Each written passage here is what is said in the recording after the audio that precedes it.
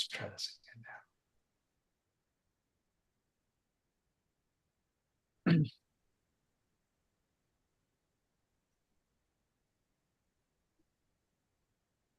That's right.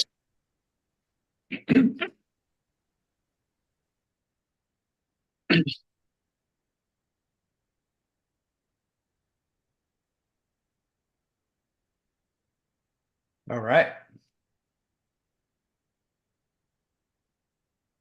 Looks like we might be live now. I don't know how it did that because I have a new YouTube link. Well, that's kind of embarrassing. Anyways, all right, it's 2:30 anyway, so it's time for us to start the meetup. Welcome everybody. We've had a couple technical difficulties where we had to migrate over to a new link, but we're here. My name is Josh. I'm the founder of the Audio Programmer, and I'm here with some fantastic guests for this month's meetup. We have Elpiniki Pappa, who is from the Avid team, previously from Acusonus and Native Instruments. How are things going, Elpiniki? Very good. And I'm glad we finally made this a reality. We've been talking about this for like over 2, 3 years now. So Yeah, yeah, really happy to be here. absolutely. And I have some old friends here as well, Cesare and Jules from the CMajor team. Yeah. Hi. Here. Nice to be here. Great. So before we get started, just a couple things. If you're curious about getting into the audio software development industry and learning how to code, come join us on our Discord. We have over 10,000 members now. It's amazing to think that from our humble beginnings. And you can join us on the audioprogrammer.com/community. And another thing is that if you're looking to get into audio programming and want to get started with creating your own synthesizer, we actually have a synthesizer book for creating your own synthesizer using C++ and the Juice framework. You can find out more about that in the description. And if you want to head over to the website, it's theaudioprogrammer.com/synth-plugin-book. And with that, we'll go ahead and get into our talks today. So we have some very exciting talks today. One is going to be about Elpiniki's journey. So she's coming from a background where she has over 10 years within the industry in product design and product ownership across 3 major music software companies. And we have been talking about having this talk for years because we wanted to help people learn more about what product design, product ownership, and product management is all about, and some of the things that you're going to encounter in those companies. So maybe a place that we could start off, Paniki, is just to talk a little bit about yourself and your background, where are you from originally, and what brought you into the music tech industry? Sure. Well, I come from Greece, Athens, born and raised. And my educational background, actually, my bachelor and master was in applied mathematics and computer science with like a specialization in mathematical logic. So a little bit close, but not super close. Then I did a product design, a 1-year course, and then I studied audio engineering. So all this combination brought nightmares to my parents, but it was something that instinctively, I think, I navigated through these different fields. And yeah, I ended up landing my first job, my first actually 9 to 5 job at Acusonus. As back then a startup company of like 10 people. And it was the also early days of source separation. Like we had, before I joined, they had Drummaton, which was like a drum spill remover tool and a noise remover and a reverb remover. And when I joined, we also expanded this tech into like more creative tools. We had this regroover plugin where you would feed a drum loop and it would split it into like different layers. So it was, I think, one of the first early applications of creatively applying source separation. And yeah, my role back then was, apart from coding everything else, basically being a startup company, I was wearing like so many different hats, from QA to customer support, to, I don't know, maintaining the web shop or UX design or brainstorming, like you name it. So it was like a really, really big school for me. And as a first entry job in the industry, I think I got really, really lucky, like being able to observe all these different aspects. I mean, What was the interview process like?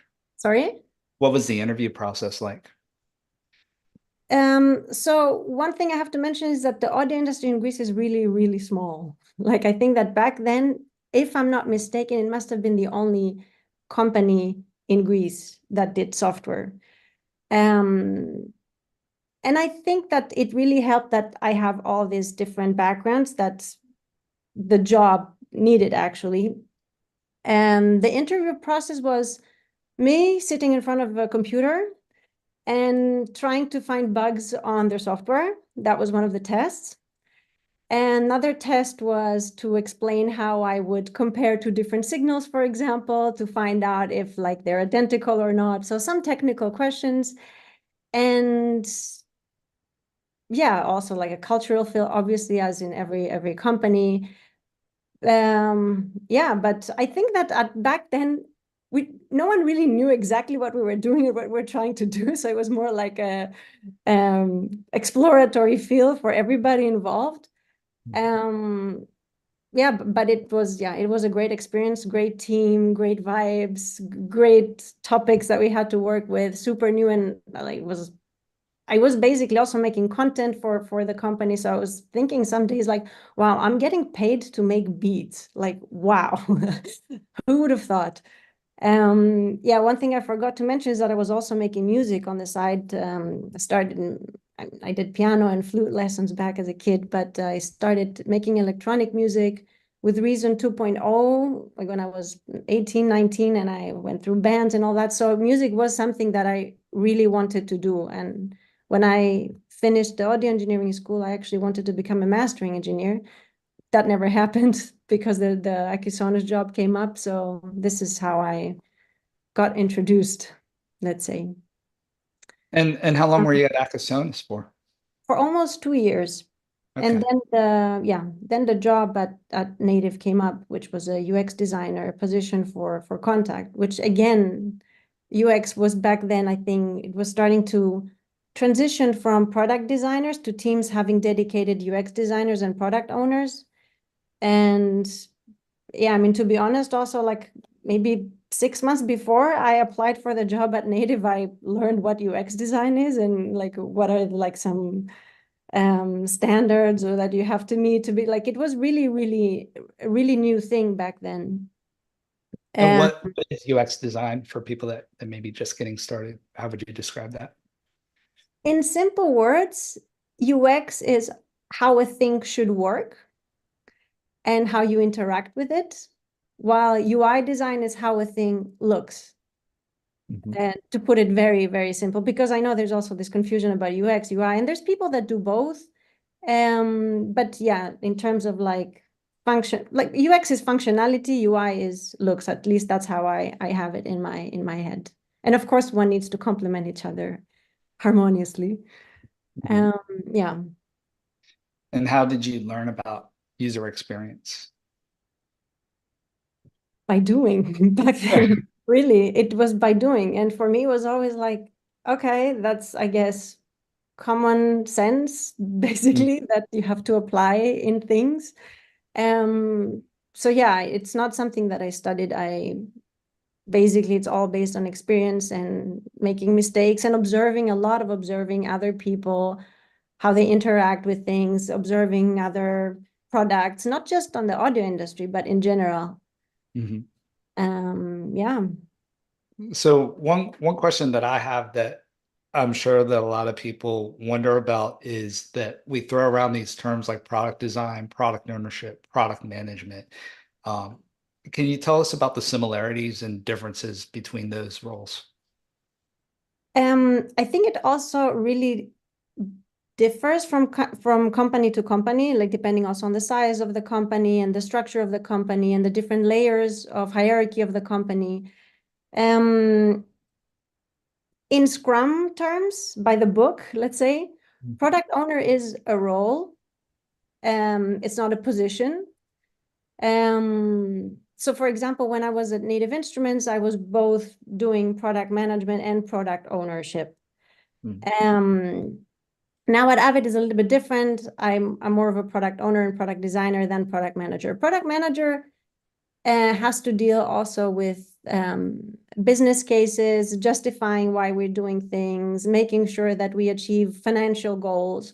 Product owner is more deep into the product, maintaining the backlog, making sure that what we do next is what we need to be doing next, figuring out, okay, we have to commit to deliver this by X amount of time. Can we do it? In both cases, you have a development team, usually consisted of developers, QA engineers, Scrum Masters sometimes are part of the setup. Designers, which again, sometimes the product owner is also the product designer, as it was back in the days as well. And you're basically leading, not in terms of management, you're not necessarily managing these people, but in terms of like bringing the vision, let's say. And it's also a little bit the position that sits in the middle of layers. So basically you have to defend upper management to the team and defend the team to the upper management. But also you're the person that evangelize, let's say, if I can use this word, the product to the outside world. You have to create a story around a product, a narrative, like why do you need to do this, basically? You're the person that has to justify why do we need to do what we need to do. So it sounds like some of the potential team members, and sometimes there's some crossover between these, like you said, there's a product manager who is basically responsible for getting stuff done, making sure backlogs are Product owner. Product owner. Yeah. See, I'm getting them mixed up myself. So the owner is checking the backlogs, making sure tasks are being completed on time.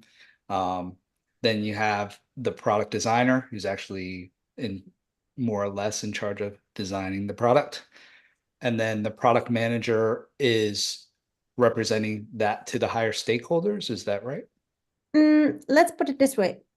Product manager has to deal also with the business side of things and basically make cases for what we need to do, for the things that we need to do. They have to sell the idea to the company, right? With numbers.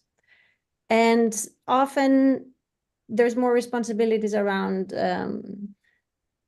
at least from my experience, how I experienced it in Native versus at Avid, you have to do also a lot of stuff outside of the team, like taking care of talking to marketing, which is stuff that I also do now, but I think I did it to a bigger extent back at Avid, at Native.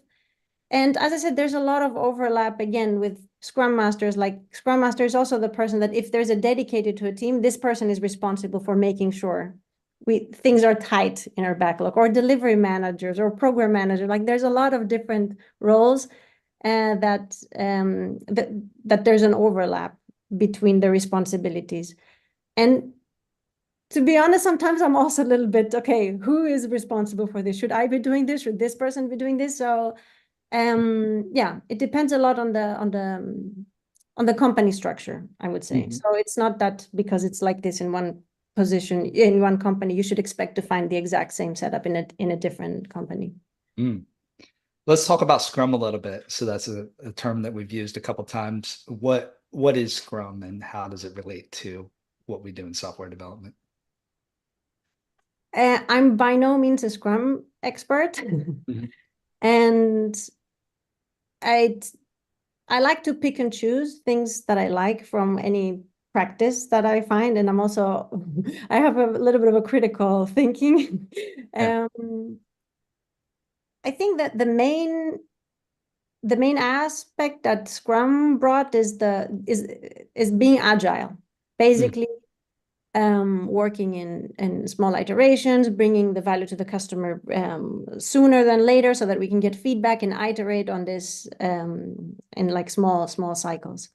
I mean, we can talk about the pros and the cons, like the obvious pro is, of course, that the earlier you get some feedback, the sooner you do, basically you don't spend time, effort, money in doing something that you will release in 1 year and someone will say, okay, we cannot use this. So it's a way of thinking about how you process the checklist of things to do to get the product to completion. Basically breaking down what you want to do in smaller packages. Mhm. And ideally, every single one of these packages delivers by itself some user value. Mhm. And it's also ideally a releasable package that you can get out, not necessarily in the public, but even in alpha rounds or beta rounds, so that you can get feedback and then say, okay, this is good, this is not good. Let's bring the next iteration and the next iteration so that you can continuously improve on things, but also test ideas before you've already spent 1 year in doing something. The one thing that I miss a little bit from working in Scrum, if I had to say like a negative, I don't know if it's a negative thing. I'm not sure that how to find the perfect balance to also allow exploration and innovation within the boundaries of like small, fast iterations. Mhm. And I do see a difference in how software and music software was done, I don't know, 20 years ago, where it was basically one person locked in a basement because they wanted to do something and they would stay there for like 1-2 years and then they would come up with something and that was insane. So I'm trying to find like how we can also fuel innovation and research in this urge to have like small cycles and continuous releases all the time. I think it's possible. Maybe it's a little bit harder, but it's, yeah. So I'm going to explain some of these concepts back to you, to people who may be just getting started or curious about some of these terms that we're using back and forth. And if I'm wrong, please stop me and tell me and help I'm by correct. no means an expert. I put the disclaimer. Yeah, for just the basics, just the basics. So Agile and Scrum are terms that we use that are methodologies behind how we actually design products. So there's the opposite end of the spectrum is what we call waterfall development, which is essentially where you have an idea at the beginning and then what you do is you just develop until you reach that goal without any customer feedback, um, without any chance for innovation, iteration, and so on. Whereas in agile or scrum development, typically you take all of the tasks and you what you do is you just work on getting to the next goal point. So the next goal might be, okay, we're creating a synthesizer. The first goal might be, okay, let's get an oscillator. Let's work with an oscillator. And so you normally work on 2 week chunks. That's the convention, right? 1 to 2 week chunks. Depends on the process of working, because there's also Kanban and there's like the sprint, like sprints, and the sprints you can define the cadence of the sprint, and there's also some ceremonies like retros and all that. But again, I don't want to go by the book. Like I like to like pick and choose what Yeah. fits the team, and also it could be that one team needs something and one team needs something else. Like back at Native, I was running 2 teams and we had different ceremonies for each team because there's like different people, or the project needs different cadences or checkpoints, etc. Mhm. I think it's And good it's to like, interesting yeah, it's interesting you say that because some people do treat these like almost like I don't want to say a cult following, but like ceremonies. Some people are very, like you said, there are people that are dedicated yeah. to this practice that make sure um that we're That's the adhering. paradox, because I think that's not agile then. Like if you do that, but if you do what agile dictates just because, then that's not agile. Exactly. So it's about flexibility and being able to pivot fast. Exactly, exactly. It's kind of like the lean startup by, I can't remember the artist's name, the author's name, but there's a book called The Lean Startup that talks a little bit about this philosophy, being able to pivot fast, being able to get products out for customer feedback quickly, being able to learn quickly from mistakes, break things fast, and then fix them up. So tell me, so you moved from Acusonus over to the contact team at Native Instruments. Tell us a little bit about that transition and how that was different for you, those roles. So I joined the contact team as a UX designer at the time. I think the most interesting for me was that designing for the contact platform, I had to switch also a little bit. I had to design for builders. And that opened like a really big door for me and a completely new world for me. And I found that I actually enjoy a lot enabling people that build tools than building the actual tools. Because we had to design for the end user, of course, and the platform functionalities. I wasn't part of the contact instrument, so I was part of the contact team, like the core platform team. But we also had to design for the scripters, the contact scripters. So there was some development tools that we developed back then, creator tools. I don't know who's familiar with creator tools, trying to make scripting more accessible, the importance of batch actions, of time saving and all that, of efficiency, of performance, like all of these things were things that I didn't have to deal with before. And I found myself really, really enjoying like basically being in the background of things. And yeah, as I said, not making tools, but making the tools that enable people to build tools. Very interesting. I imagine that the CMajor team resonates strongly with a lot of these challenges. So tell us a little bit about those challenges of creating something for a creator rather than creating them for an end user.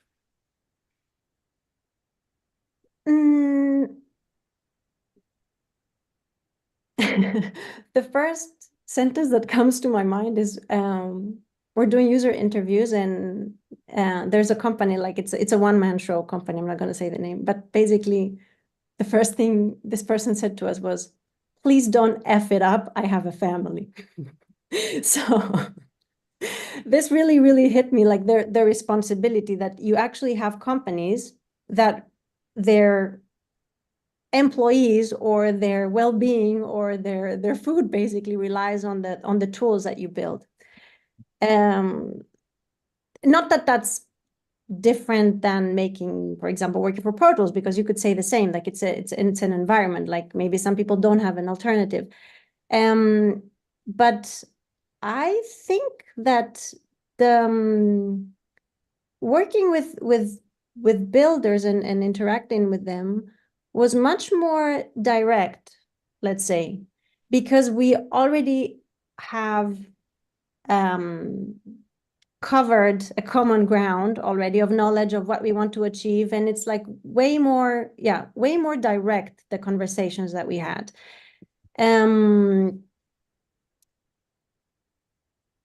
The big challenge, but I think that's not specific to working with people that build instruments or scripters, is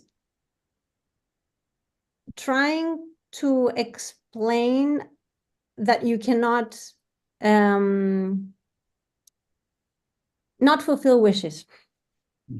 And getting comfortable with the fact that you cannot make everybody happy at the same time. Like this took me some time to like fully embrace.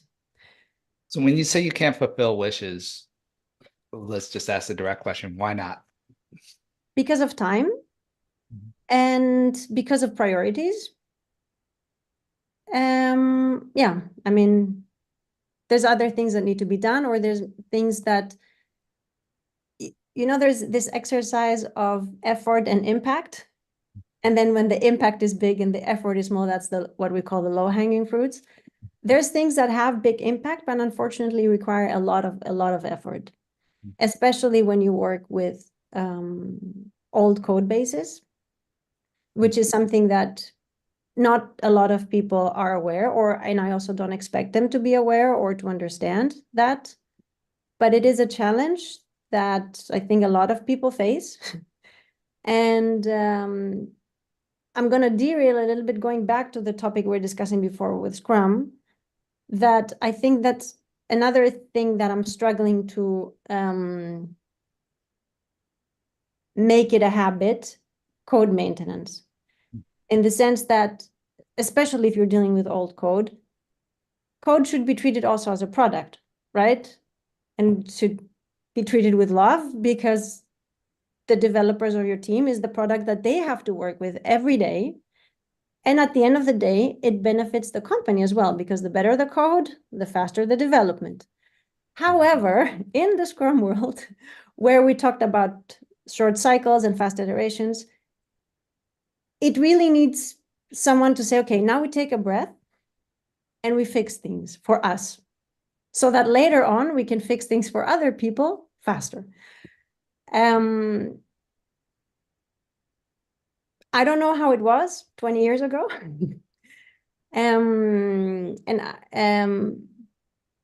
But being like, both companies are like, both native and Pro Tools, it's really old products it's not a secret, like they have a lot of legacy code.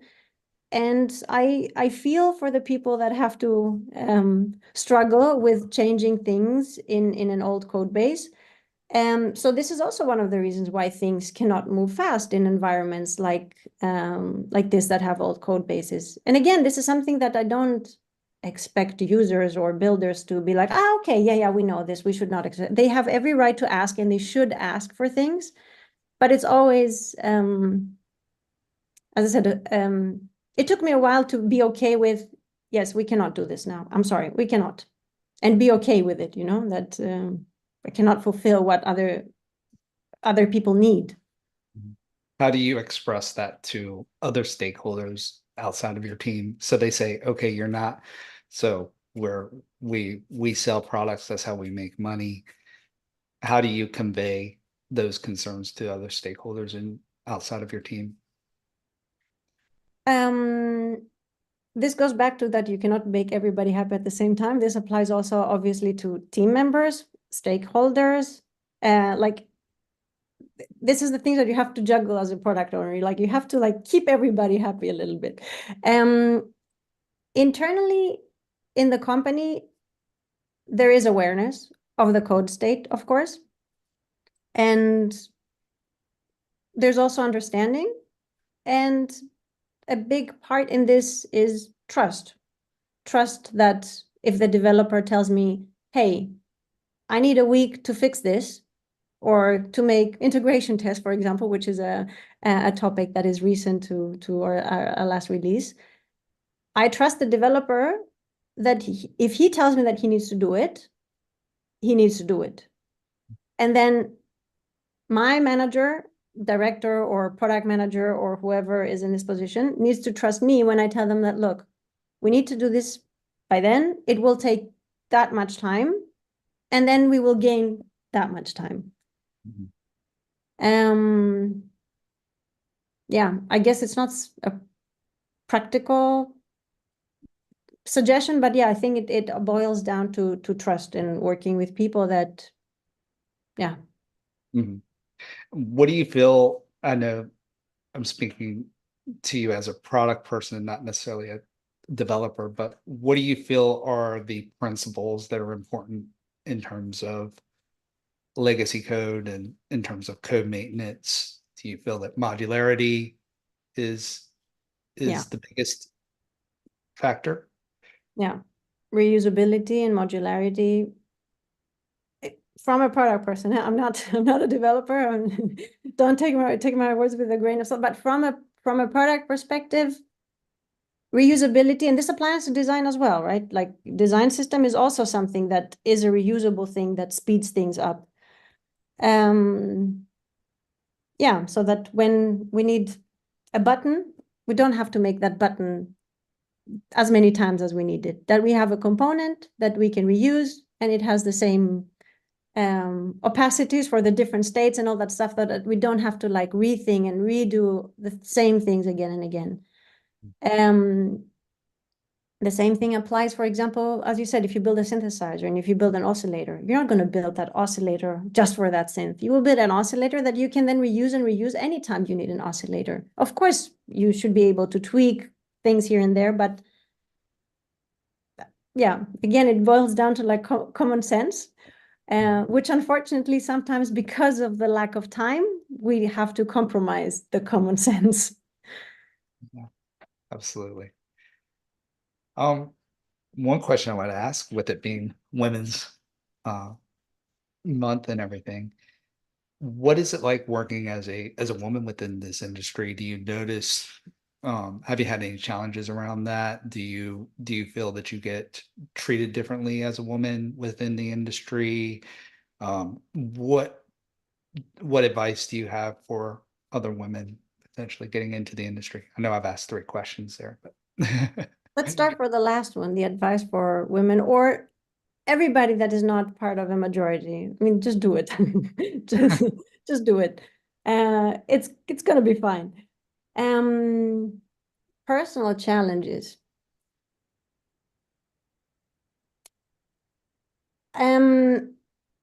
It took me a long time and other people hinting that in certain cases I have been treated differently because of either conscious or unconscious bias against, like, as I said, non-male,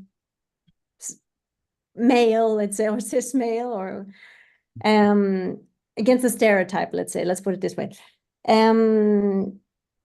Because I have been, I don't know, from going to studios and talking about microphones, and someone's like, how do you know about that stuff? I'm like, how do you know about that stuff? You know, the same way that you know about stuff, I know about that stuff. Or like discussions, I used to DJ, and I had some friends DJs, and they were talking about MIDI controllers, and I was like listening to discussion from afar, and someone said something that was not correct. I cannot even remember, and I jumped in and said, no, this is like this, and he was like, huh, like how? And I was like, yeah, you know. But I never perceived them as like sexist or anything. I was like, okay, this guy is like this, or this guy is like this, and he's like this with everybody else. So if you would have asked me 2, 3 years ago, or maybe 4 years ago, I would have said that, no, I have never experienced anything like this. But I realized that it's not because I haven't experienced it, it's because I haven't perceived it as such. I had perceived it as, okay, this person, I don't know, is like this with everybody, is not just with me. There's also I don't want to say positive side, because I also don't want to be treated unequally in general. There's also the positive discrimination side of things. And this is also really challenging, because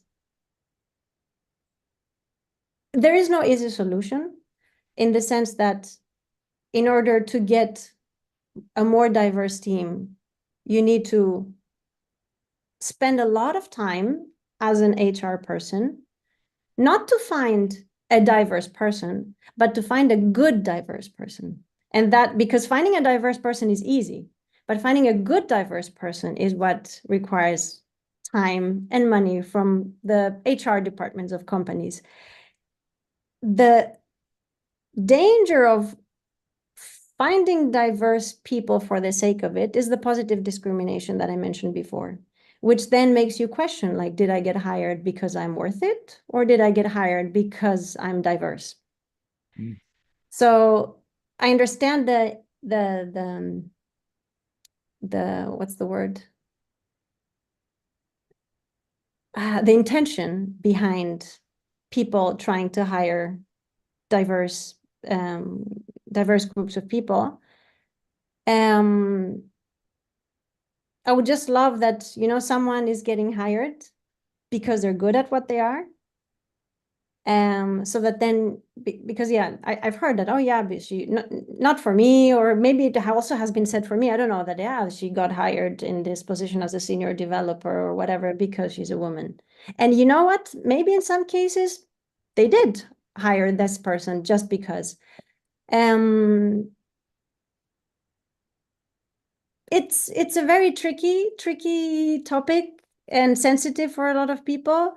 And I feel very lucky that nothing nothing has happened that will keep me away from doing what I like.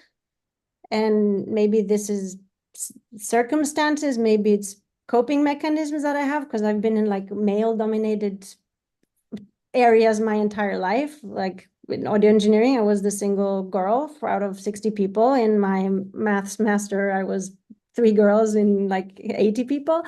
So maybe it's something that I'm used to, and this should not be taken for granted, though, that everybody is used to situations like this, and other people might have reacted differently. So I consider myself lucky, and I want to believe that I'm surrounded by people that respect my work and would respect my work the same way if I was blue or whatever. I don't know, you know? Uh-huh. Exactly. So you gave some advice to people who come from diverse experiences but maybe feel apprehensive about coming into the industry, which is just do it. Do you have any advice, recommendations, maybe even items to ponder for companies that are thinking about this space, that are considering how they could be better? Any thoughts on what we could do as companies to be better? The first thing that comes to mind is the company should understand the benefit that comes from this. And it's not a culture, like, take the cultural thing aside, you're selling products to people. The more diverse people you have building these things, the more diverse groups can resonate with the things that you're building. So at the end of the day, even like cold financially, you as a company will benefit from having a diverse group of people thinking, designing, ideating, developing the tool you're making. The second thing is, as I said, you need to put time, which translates to money, into finding those people that will lead by example. And these people are there. I cannot believe that, of course, if you get 100 applications, and I will take this percentage out of my head, I don't have any significant data, but let's say that out of these 100, 3 of them are not are from a diverse group, and you're not happy with it with the 3 applicants that you got, go out there, find those people. Mhm. They exist. And another opening up the diversity question a little bit larger, one thing that I've observed as a company that we do a lot of hiring and contracting for companies is that a lot of times people only look for the most senior of developers, and that the opportunities for people to get into the industry has been lacking a little bit. So uh, it seems like when we talk about diverse experiences, from my perspective, it's not only about gender or about color, but also about experience as well. Exactly. It seems like one of the larger issues facing our industry today is that everybody is so focused on getting their product done that we don't, as an industry, we could do a better job at cultivating that next generation of talent. Um, everybody wants a developer or a team member that can just jump in and get started in that. And I've also seen through experiences that it never works like that anyway. Like you've said before, every company is so different, and what those roles that we were talking about earlier, they're entirely different for every company that you go in. What it means to be a developer for Ableton may be a Mm. completely different experience from what it may be like to be a developer for Native Instruments or for Avid, and what those responsibilities entail and what they're expected to do, how many meetings they're expected Yeah. to what systems they're expected to use.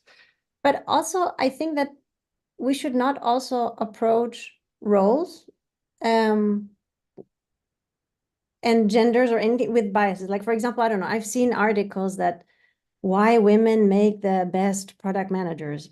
And if you read the article, it's like one of the most insulting things I've ever read in my life, because like they assume things about, I don't know, it said something like women are resilient and women are not scared to take the blame. I'm like, what? Who said that? Like, why do you assume that resilience or humility is like a women specific trait? So I would say that, yeah, because this also applies to men, right? We've seen like a lot of companies where their HR department is mostly consisted of women, for example. So where's the diversity on that group or that team? And I'm sure there's also professions where men are struggling to get into because of these biases. So I would say that don't approach any person expecting things based on their looks. Yeah. Like, don't expect that, oh, I will get a woman as a product manager because they're better at communicating or whatever. You don't know that. You should not expect that. Maybe I'm the worst at communicating, you know, maybe I'm the least understanding person in the planet. Or, yeah. Absolutely. Jumping back a little bit more into your technical role that you have with Native Instruments, I was curious to understand a little bit more about what it's like to create a user experience for people where you don't know how they're going to use the tool the tool that you're working on. So when you're talking about creator tools with contact, you're talking about an experience where you don't know how they're going to start or how they're going to end, which is, I can imagine, is a much different experience from if a person is opening up an audio effect plugin in their DAW. Have a little bit of a user flow that's Yeah. defined. So can you talk about the challenges of that?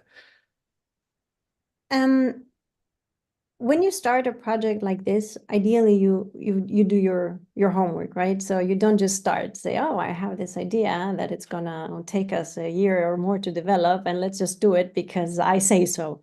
No, you talk to people and you start with, what am I trying to solve? If there's nothing to solve, there's nothing to develop. But luckily, there's always something to solve, and that's why we have the jobs that we have. So you start with, what am I trying to solve? What are the issues that what is my group? What is my user group? And what can I do for them?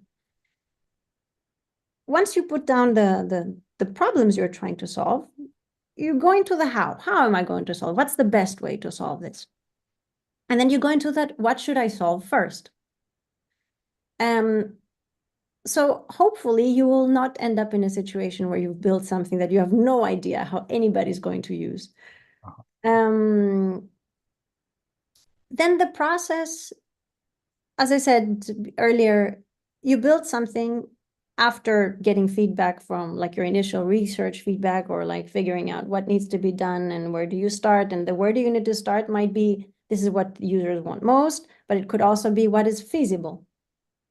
What's the less risky thing that we can do? You develop something, and usually there's like the alpha rounds and the beta rounds, which I'm sure everybody that's developing products is familiar with, where you refine things in the process. Usually in the alpha rounds is rounds where you expose the features and things are still up for debate. Like the functionality is still up for debate, that the UX is up still for debate. And then once you finalize this should give you enough confidence to say, okay, we have something good, let's put it out. So I cannot imagine a situation where you have no idea how the thing that you're developing is going to be used. Or maybe, I don't know if you have an example in your head of a situation where this happened. Oh, juice would be a good one to me, because you have no idea what the user wants to create. So you have this set of tools. You have no idea if they want to create a DAW, if they want to create an audio plugin, if they want to create a synthesizer. That's what I'm saying. you have some sort of direction, not the beginnings of a direction there with contact, but still there are so many possibilities. Hmm. I can imagine that there must be challenges around. There's a lot of beauty also that comes with this, because I've seen people misusing features in a way that we've never thought. And it always amazes me. Like, yeah, the misuse of features is something that always amazes me. And the creativity of people, like trying to, like so many workarounds for, I don't know, we used to see contact instruments like, how did you do that? And then they explained to us how they did it. And we're all in awe, like, wow, like, how did you think of doing that? So yeah, I approach it with a lot of excitement. The discoverability of the features you develop through the lens of someone else is, I find it very, very exciting and very satisfying. Yeah. So going from your native instruments experience over to Avid, can you talk a little bit about that transition? So you went from startup, growing startup to uh, well-established behemoth in the industry to another behemoth in the industry. Can you talk a little bit about that? Were those two different, very different experiences? Were there similarities? Um, so I left Native Instruments as a product manager for Contact. Like after my UX experience, I ended up being the product manager for Contact. So transitioning to a semi-similar role to Avid. So at Avid, I'm a product owner and product designer. So basically, I've kind of combined both of my roles back at Native in one. The first similarity is the history of the product. That you have a product that comes with the code legacy, but also UX legacy. And this is something that I'm very familiar with, the challenges of a UX legacy, where things are established. You have to respect people's workflows, people's muscle memory in where to find things. You cannot just come in and say, hey, I have this idea. Let's change everything. No, you have to respect the users. The same way as you have to respect the code and its limitations and the fragility of it and the complexity of it. So I would say the biggest similarity is the challenges and the beauty that comes from the code and the UX legacy. Mhm. The big difference is that now I'm making the tools. So I'm not in the back anymore. I'm like front end user experience. Things are not so technical, but things are way more musical now. So, which is something that I missed back at Native.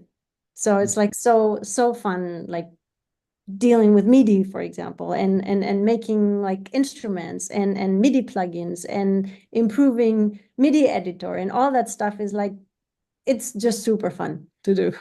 And I feel again incredibly lucky that I get to be the one that does it. Like, I don't know how to express it. It's like so cool. How exciting. And you've had some significant releases and developments that you've done with Avid. Can you tell us a little bit about those? Well, that's super fresh out the oven last week. Last the 7th, was it the Wednesday or Thursday?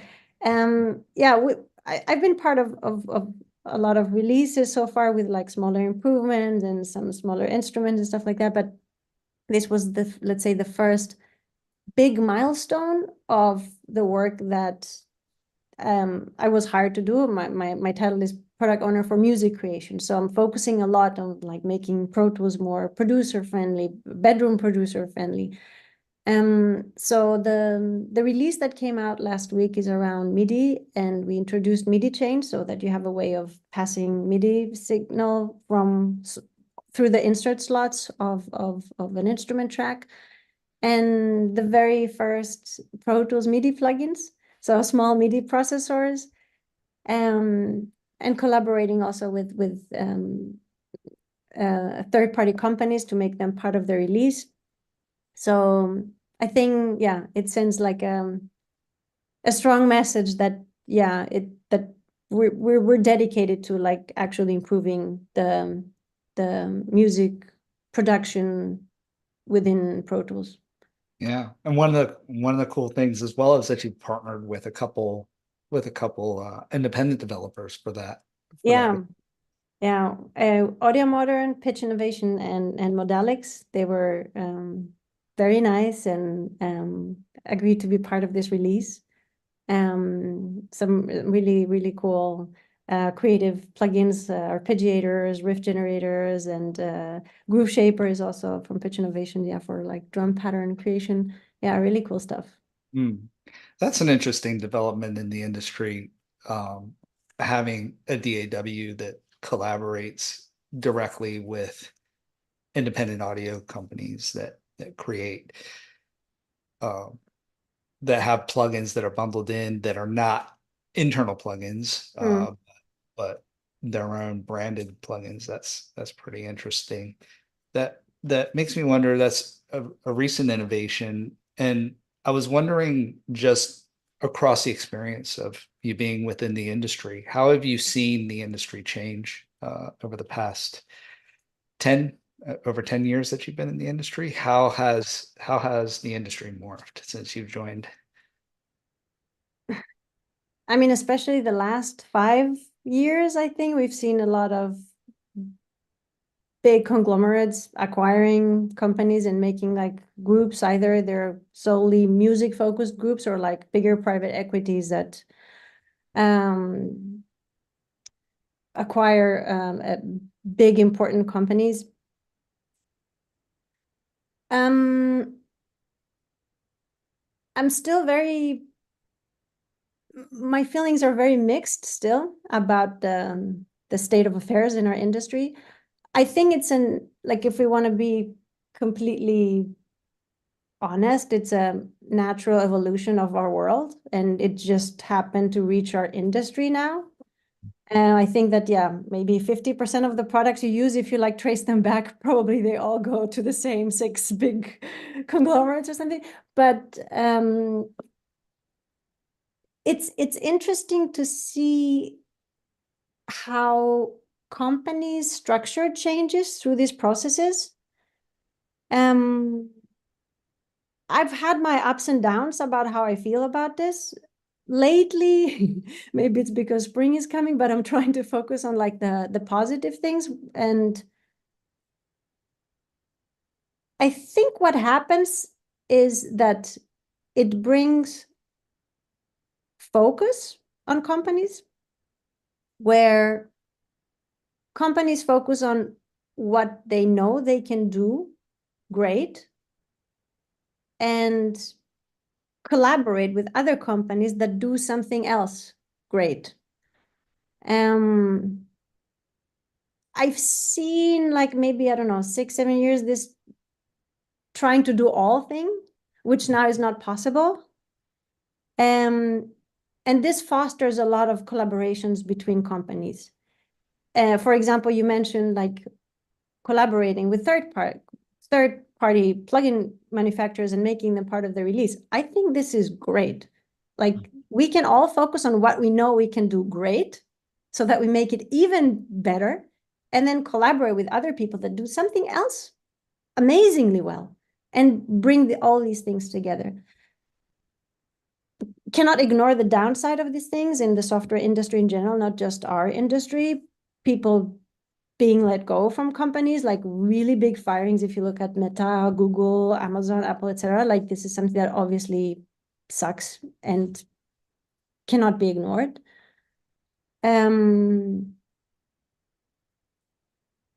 It's the world we're living. Like, as I said, I don't think that this is specific to our industry. This is how the world runs, and I hope that this will also bring more independent companies again in the surface, and the need to have like more,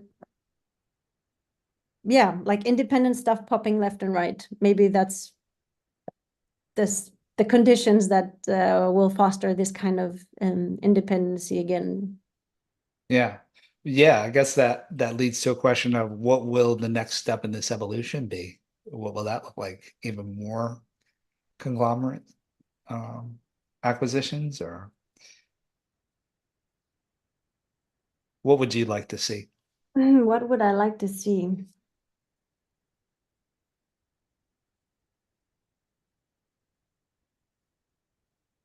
I would like to see great tools developed ethically, whatever that means. Yeah. As long as this is the case, you can have whatever financial structure you want. As long as things are done, as long as I see new things coming up that are creative and inspiring and fun to play with and solve problems, and these things, as I said, are done in a lot of quotation marks ethically, because ethic is something that is very fluid, at least that agree with my ethics, then I'm happy. So that's what I would like to see. But yeah. What are some things that don't line up with your ethics when it comes to products? What do you think are some things that we could do without within our industry?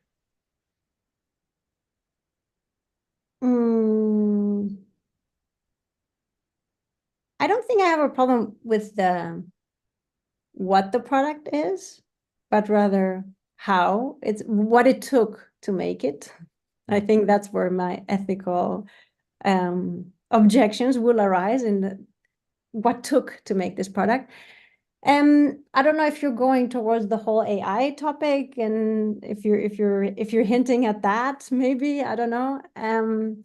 I don't like demonizing things, let's say, because I've also experienced when I start listening to electronic music, people being like, this is not real music, and you're trying to replace real musicians, and now everything is electronic music and no one has been replaced. I don't want to say big words because I don't know what the future holds in terms of AI, but I'm just, and there are some applications, honestly, of AI that are great, and they're like really helping people that don't have the means to do something. Um, it's so new. I'm very skeptical about it. I try not to, I don't want to demonize new things, new technologies. I mean, the internet came out and everybody was like, internet is the devil, or I don't know. And for me, internet is the best thing that happened in my life. But yeah, I have a critical point of view, try to, again, pick the things that work for me, not deal with the things that don't work for me, and move on.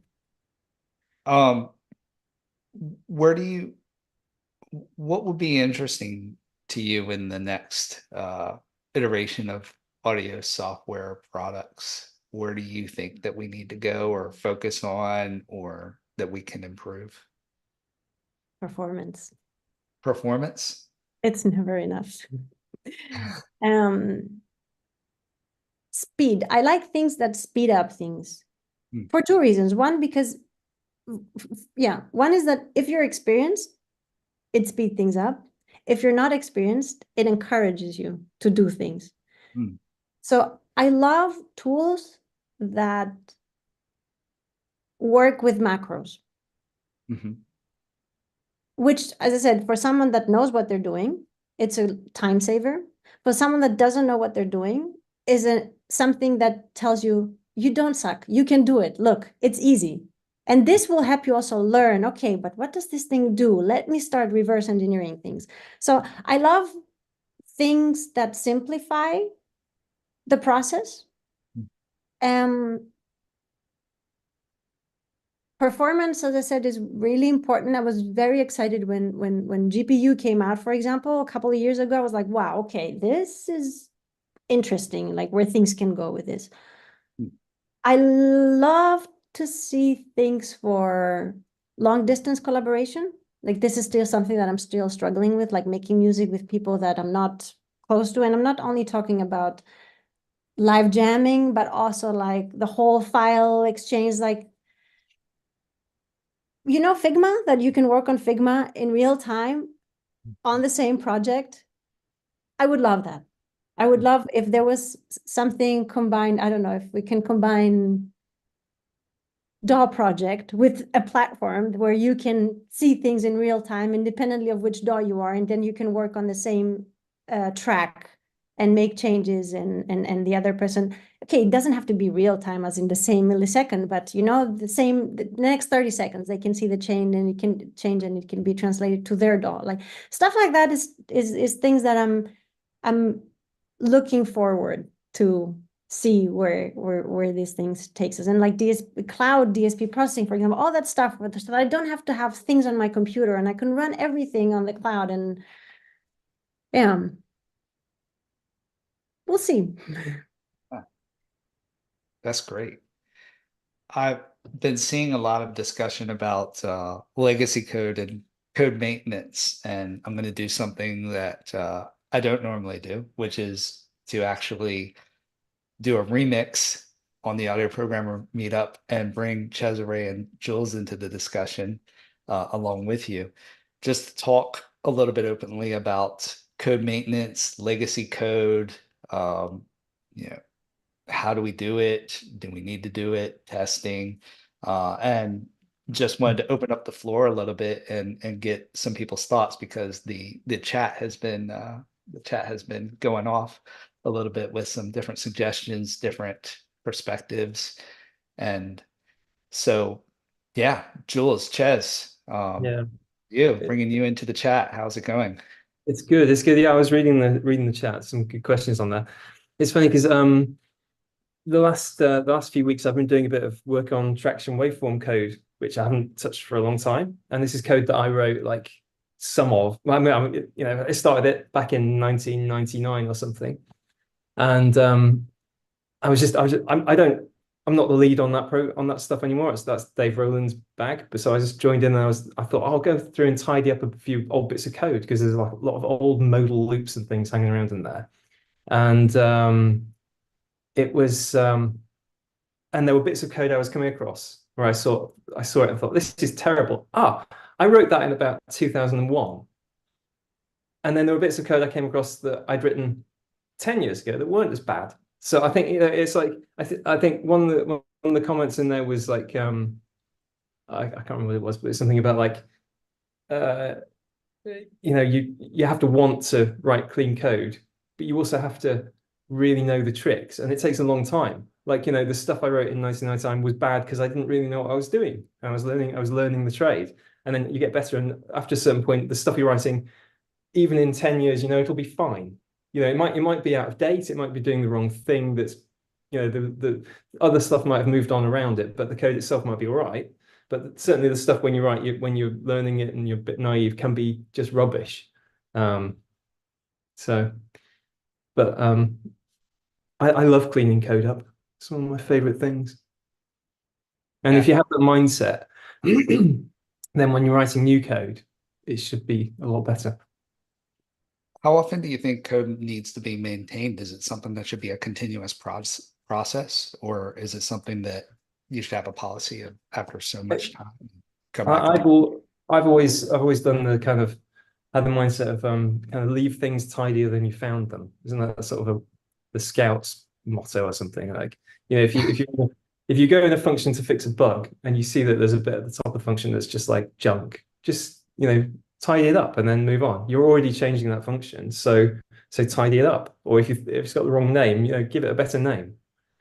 And, you know, I think there's a sort of mentality when you're working with a team and you're all merging into Git, to try and not change too much, because to make the changes easier to track. But I think, I don't know, I don't take that too seriously. It's like, you know, if you're passing a bit of litter, pick it up. Yeah, I like that. What about maintenance and updating of systems? The things like CMake version, things like that. I let Ches do that. Yeah, I generally do that for you, don't I, Jules? I was going to come back to this question about clean code coming from a slightly different direction. And the thing that I've had more experience of, I think, is legacy code bases. And the problem there that you generally face as a developer is to have the confidence to make changes. The fear that you're going to break stuff that you don't know about, that there is behavior in the code base that is relied upon in products that you just don't have visibility of. And basic way around that is testing. And this is really, I think, the thing that slows development down the most is people being scared of changing code. And if you've got really good tests that define what the behavior of the software should be, then so long as you pass your tests, you can say confidently, I'm happy to release this product. I'm happy that I haven't changed its behavior. Of course, in reality, there will be all sorts of edge cases that aren't tested particularly well. And you learn these from making mistakes, changing things that people rely on. And then you go, oh my God, what an idiot. Then you add a test and then you make sure you only make that mistake once. I think that's the key to it. But certainly, I mean, a legacy code base of some, if you inherit a piece of DSP or whatever it is, UI code, if you can get to the point where you've captured the behavior that you believe is the point of the software, and it's quite a process. It's not easy. It's not quick. But if you can get to that point, you are then in a very, very strong position to improve the code base, refactor it, knowing and having confidence that you're doing the right thing. It's a lovely experience when you get there. Mm-hmm. What about, so a lot of legacy code has dependencies inside of it, doesn't it? Where it's all a little bit of a mess, frankly speaking. Do you think that it's better to leave it as it is and just apply the minimal fixes, or should we just bite the bullet and just fix it all? It depends. Sometimes you can't, that bullet's too big to bite, and sometimes you just need to just leave that thing alone because it's too scary. But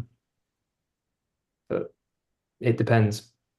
I've always found the most frustrating times are when you go, oh, this is all a bit wrong. I'll just start. I'm gonna just tidy it up while I'm fixing it, and then it just becomes. And then you suddenly get deeper and deeper and deeper, and it spreads and spreads, and you find it's the problem's too big, and you have to kind of back out and panic and put it all back and decide never to go there again. But yeah. How about from your perspective, Elpiniki? How often do you think that teams should? I know that this could be different depending on the project and everything, but generally speaking, in an ideal world, how often would you like to go back to your team and say, okay, we're going to take some time off for some maintenance? I don't go back to the team. The team should come to me and say, we need to clean this code, because I don't know the state of the code. I hear about the state of the code, but I'm not looking at the code. It's not what I have to work with. So it should come from them. Don't trust them too much, though. Sorry? Don't trust them too much, though, because some of those coders are going to go, they're going to say, oh, I need to clean this up. But what they need, but I really fancy cleaning that up. And some of them are going to go, that's fine. And actually, it really isn't fine. Well, you learn about personalities, as you learn your team, you also know how serious or how not serious things are, depending on who says it and when this person said it. But I agree as a life philosophy with what Jules said before, that leave things a little bit cleaner than how you found them. And ideally also, whenever you touch a part of an area of a code, fix it around it. It doesn't cost much, and the benefit is much bigger. It reminds me of this saving accounts where they say round down and save, the 2 cents. At that time, that's 2 cents is nothing. But as it accumulates over the months and years, they say, okay, I have now $30 out of nowhere. So I see it a little bit this way, that, hey, you touch it, clean it. And the reason that works well is because in old code bases are generally big. And if they're big, you generally don't really understand, you can't keep it all in your head at once. So if you're looking at one bit of the code to fix it, and you've spent like an hour figuring out how it works and reminding yourself, or if maybe you've never seen it before, you kind of now understand how that bit works, that's the time to make any changes to it. Not to come back later during a refactoring phase when everyone sits down to refactor, and then they will have to learn that again for the bit they're refactoring. You've already learned with what this bit of spaghetti code does. You've got it in your head. That's the time to clean it up, because it just cuts down the overhead of coming back twice. I will add something though, because you mentioned refactoring. if you're close to a release, don't refactor it. Don't change things. Don't put. I've currently got all my traction hacks on a branch because I know that if I put them on the thing, Dave would go mad because we're near. So yeah. So yeah, I think like also being a little bit kind to your product managers and product owners, people like don't put risky changes right before release. So I think it's also a good practice that you clean up things here and there, and then if you need to do a big refactoring, like save it for a next release where things are a little bit more stable and you have the time to address any changes, because testing is important. You need to have time for testing. So don't stress us out, people. We're also people.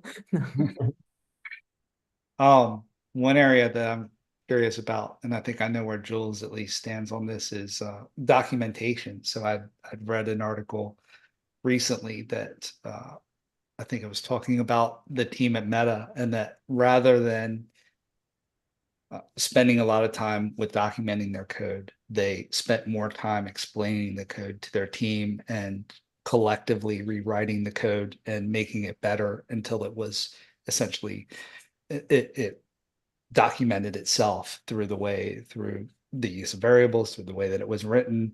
I was curious about your thoughts around that. That might be more of a question for Cesare and Jules, but Elpiniki, if you want to comment in, please feel free to give your thoughts as well.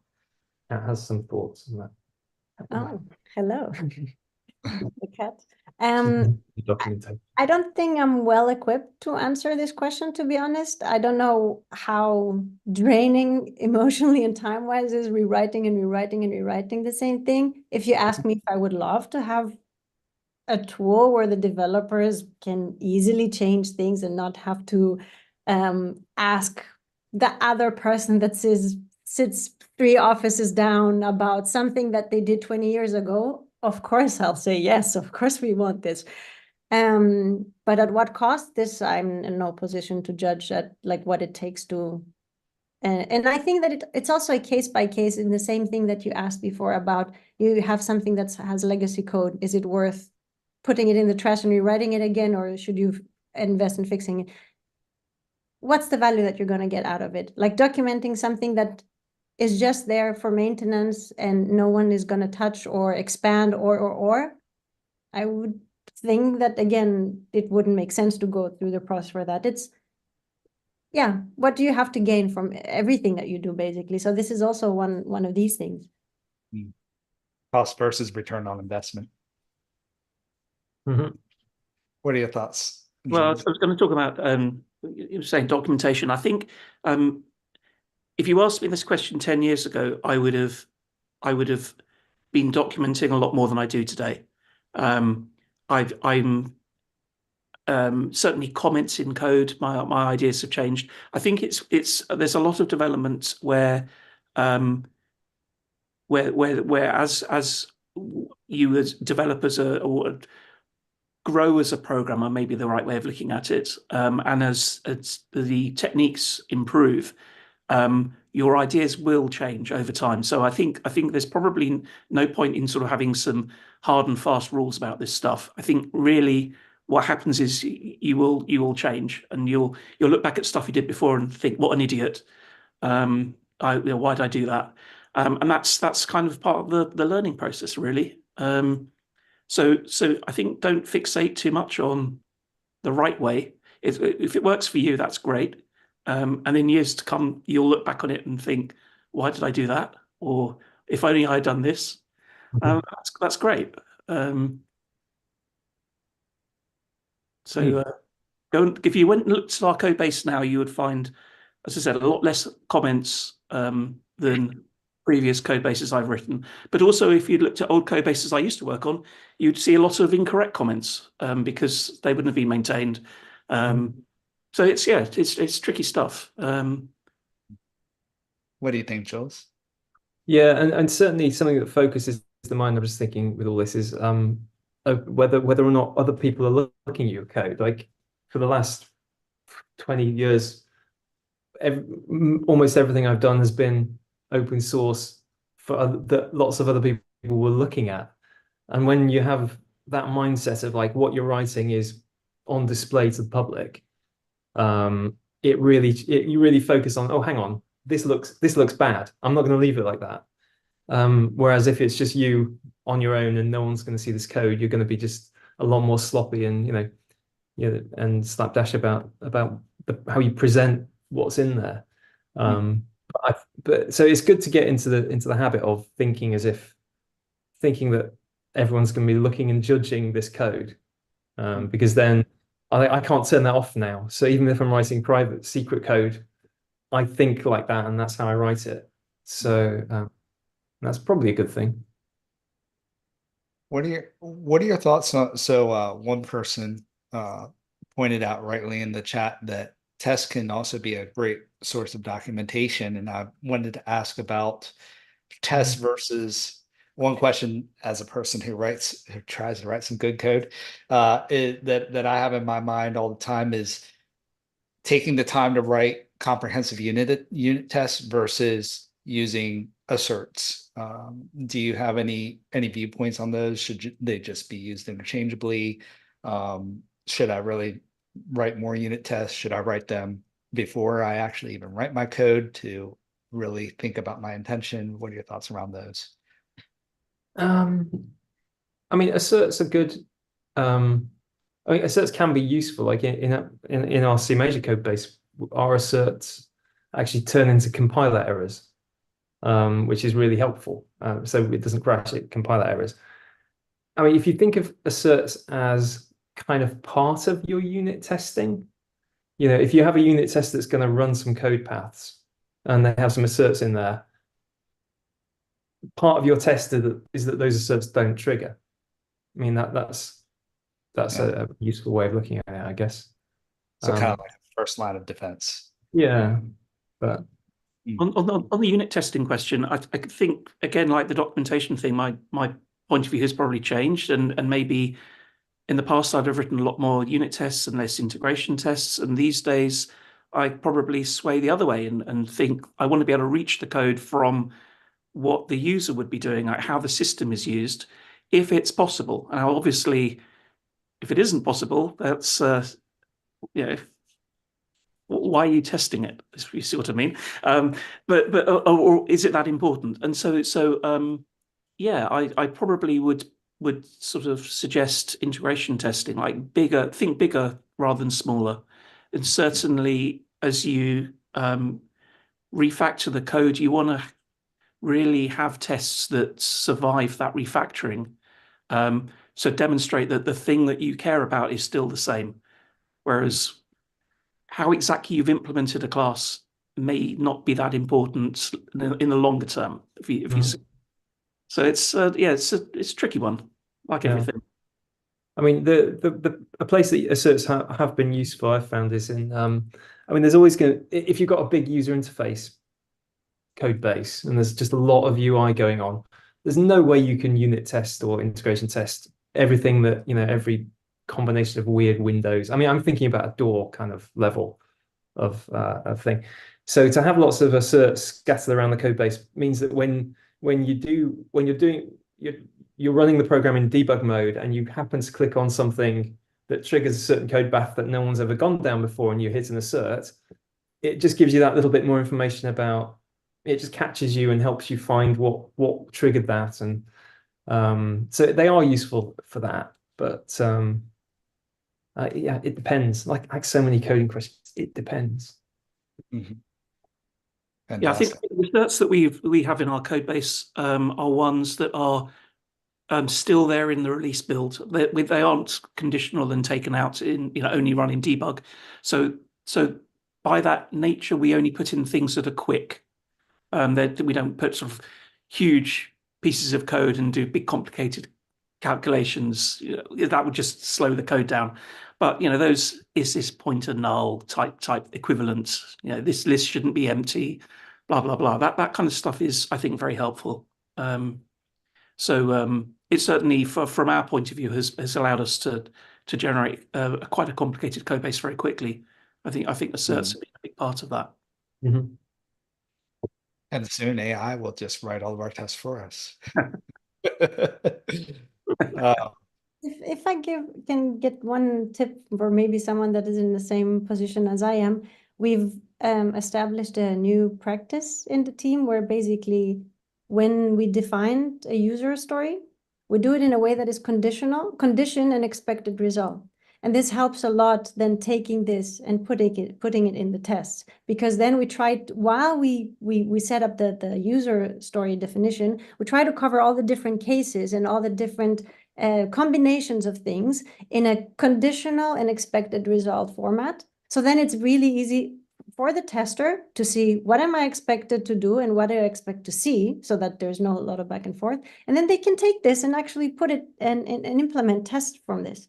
I can highly recommend this. It requires discipline to learn how to write things in this way, but when it's done, it's worth it. And do you generally do this in Jira, or? Yeah. As part of the story description. Try. I'm not saying that I'm perfect at it, but I definitely see the value in doing this. Yeah, it makes sense. Great. I think it might be a sensible and organic time to transition into some CMajor talk. Elpiniki, thanks so much for sharing your experiences. Really awesome. There are several people in the chat that have said that they wish that you were their boss, or their boss when they were working back in the industry. So that's a big compliment. Thank you so much for your time and sharing. Thank you.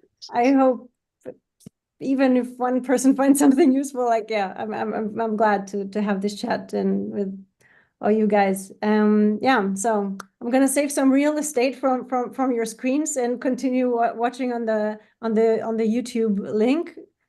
Yes. Enjoy, and thanks again so much, and speak soon, everybody. Thank you so much. Bye.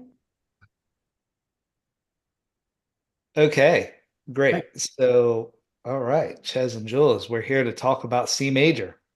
And there have been some fantastic updates that have happened over the past couple months, and maybe we could start there. So, what has changed since the last time that we've spoken last year? Yeah, I mean, maybe we should.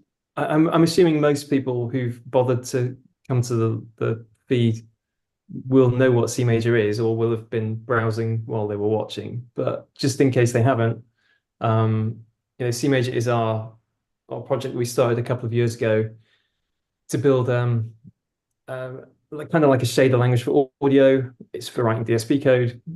It's a sort of procedural language, C-like. You just write your DSP in it, and it has other stuff around it that we'll see to host it. It runs very fast. We have a JIT engine. You can also export it as a C++ plugin. You can export it to web audio and WebAssembly. You can do live coding. It's all we'll do some demos. I'll share my screen in a minute. And but that's the background. It's like nice, easy, but also very fast and safe audio coding platform. So yeah, what's changed in the last couple of months is that we started the project with Native Instruments about just over 2 years ago, and that's been a really nice little collaboration. We worked with them and built the whole thing up from scratch. We got it working, and but then just before Christmas, we've decided to split it off and take it independent from NI. So we've been sort of sorting out the logistics of that over the last couple of months, and we are there now. So now CMajor is owned by this independent company, which is me and Ches, and we've just in the last few weeks kind of got that all sorted and signed, which meant we could go on to do some pretty cool things. The first one of which was that whereas we had open sourced some of it before, while we went from over maybe about a year into the project, we had stuff you could use and play with, and you could build tools with it. It was that we would only open source part of it, but now we've open sourced the whole thing. So you can go and build our compiler, run our compiler, do it all from scratch, see all of the dirty internal workings of how our compiler and our backends work. See how lovely our coding standards are, and how well unit tested everything is, which has been really fun to get that out. Yes, let's talk about that a little bit. So, uh, so what would you say is the biggest motivation there for open sourcing? Is it for to show other people how to do projects like these, or are there other motivations there? Um, I've never seen it as such a big deal because I've always thought, well, why would anyone want to go and bother building a compiler from scratch? Why don't they just use the compiler that we were giving away for free? But actually, it has turned out to be quite a big deal, and it's really sparked a lot of interest because I think it kind of makes people feel like they can trust the project a bit more than something that's closed source. You know, they kind of, I think a lot of people were kind of on the fence about what we were doing with this thing because it was closed, and now the fact that it's all open has sort of changed people's attitude to it, which has been a little bit surprising but great. Um, and it's all. I mean, also, I mean, another big but quite technical motivation was we wanted to be able to, like for people who are baking this into an app or a plugin or something, who want to actually embed our engine. What we had before was a DLL, like a it was a closed source DLL, and it was easy to link in, but linking DLLs is a bit of a pain, and we wanted it to be people to be able to fully embed the whole thing, just bake it in statically into their projects, and the only way you can do that is by making the whole thing open source.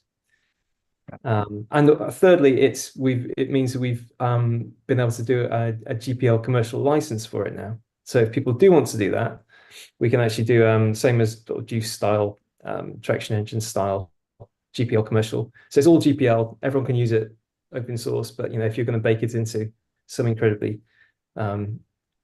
fancy, high-end closed source products, then we can do commercial licenses for it.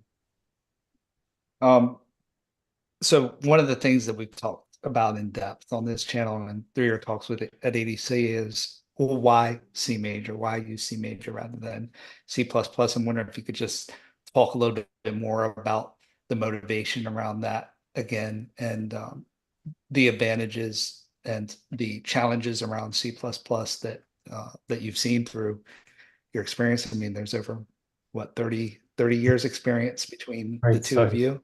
I wouldn't say more, but I don't want I to think I'm reveal combined it twice that. Yeah. So why should a person getting into audio software development or a person who's already involved in the industry take a serious look at C major rather than C++ for their solution? I mean, it's C++. What I've seen from people learning C++ to do audio coding is that there's this huge learning curve. I mean, C++ is great, but it's very hard to learn. And you have to learn an awful lot, and then you have to learn which bits not to do before you can actually write safe, performant audio code. Because the DSP code you end up writing, you can't use half of C++'s fancy features. You can't do anything to do with allocation, but you have to understand all that stuff before you can know not to do it. And there's other disadvantages, like it's slow to the compile test cycle's really slow. And it just felt like graphics people had shader languages, and that was the right model for what we do in audio as well, but we didn't have that, so we decided to build it. So what are some of the things that you would have to learn as a C++ developer that you've abstracted out, or that a person using C major wouldn't need to know about? I mean, anything you have to kind of know. If you're coming to programming as a complete noob, you kind of have to know what allocation is, and then you have to know not to allocate. So you have, you can't use a stud vector. You learn C++. Hey, you should use stud vectors everywhere. Oh, you can't use them for this. You can't do that here. And thread safety, like critical sections and mutexes and things. Oh, you can't use them for audio. And then you have to learn all of the lock-free stuff, which is very, very, very hard. I mean, there's always one or two good ADC talks every year about like what not to do and how to not do it. But it's just a lot. I mean, it's just a lot of stuff. Yeah. Tell us about your latest open source project, your latest code example, where Yeah, that I want to get to that as well. Hang on, you talk, Ches, while I try and get my screen share. We'll show some stuff off. About anything in particular, or just Just fill yeah, time. And by the way, Zoom has crashed on me twice so far this evening, and VS Code just crashed on me as well. So if I just disappear, I'll come back. yeah. Yeah, tell us the story. I've heard the story already, but I think people would be very interested to hear the story just around the Pro 53 and where it was in Native Instruments and just what you did with it to bring it into the world of C major. yeah. Well, when we were sort of going through with the product teams there, we were generally being asked questions like, well, how easy is it to write C major? What could we do with it? How far developed is it at this point in time? These sorts of questions. And what we realized was that we could take an existing NI synth and try rewriting it in C major as a sort of as a project. And Tobias there suggested Pro 53, which hasn't been. I think it was discontinued in something like 2008 as an NI product, and said, well, how about having a go at that? So we took the C++ and literally dropped it into VS Code as C++ and pretended it was C major and tried to compile it. And I just edited it. Every error message it came up with, I just sort of fixed that, move on to the next one to get the syntax right, particularly in graphs and namespaces and things, and just worked through it until it was moved across to C major. So really, it's not written in C major; it's written in C stroke C++. The original source code was a big monolithic function. I guess this is originally written or was originally released in something like 2001, 2002. So back then, I think people had this idea, or certainly the compilers were less advanced, and it was fairly common to inline everything by hand. Not relying on the compiler to do things. Yeah, they say it was because of the compiler, but it was just bad. It was just bad programming, really, wasn't it? Let's face it. So it's not a style I would suggest you used. But anyway, this is basically the same code moved across. Yeah, another cool thing. I'm just showing it here. This is. Can everyone see the screen? You can probably hear. Yeah, if you could make it a little bit, if you could make it a lot larger, that would actually be awesome. Well, I'm going to show it in VS Code in a second, but first of all, this is just our website. And another cool thing we did this week is because we now have a whole new HTML, JavaScript, WebAssembly exporter, so you can take any C major patch and just go bang, give me some HTML that does it. We've put a load of these examples on the website, and you can even do that with the Pro 54. So this is pure WebAssembly, web audio, web MIDI, web blah blah blah. And lots of other things on the site as well as sort of 808. But I'll show you running a bit bigger here with the actual code. So this is all in the examples. You can have a look at this yourself. But in VS Code, I've got this is the C major version of what Ches said, one big C++ function that was like a 1,000-line main function that's just been turned into C major. And if you sort of whiz through it, it looks familiar to a C++ coder. It's the same kind of pattern. So I'll load that up, just run it and compile it, and make this a bit bigger. And there it is running in VS Code. You can see stuff going in and out. And I could even edit this if I wanted to. Not that I could make much sense of it. It's massive. But and then for the user interface, we got all the original assets from, I think were they actually BMPs or some like Windows bitmaps originally, and we turned that into HTML and CSS. So that is like, so this is the JavaScript for the UI, and it's fine. You know, it's not too big. That's the whole thing. Few bits and bobs, CSS. But I yeah, think if you expand the assets tab there, Jules, you'll be able to see all of the graphic assets. yes. Oh yeah, they're all the old. There's the background, buttons, probably some image strips in here, probably somewhere. There's one. And yeah, it's all. If you look closely, you can see that the pixels. It's like the olden times. Mhm. A lot of fun. Vintage in all ways. Exactly. But there's an image strip. Wrong. Well, so yeah, I mean, it's funny. We've had this knocking around for quite a while, but finally we've been able to push it out and actually let it out to the world. And you can, of course, take this and build yourself a VST or an AU out of it, or you can export it as any of the other things we do, and use it for all kinds of synth purposes. That's awesome. So how long did it take you to get this working in CMajor, Ches? It was around 2 days. I say working. I think the sound was there.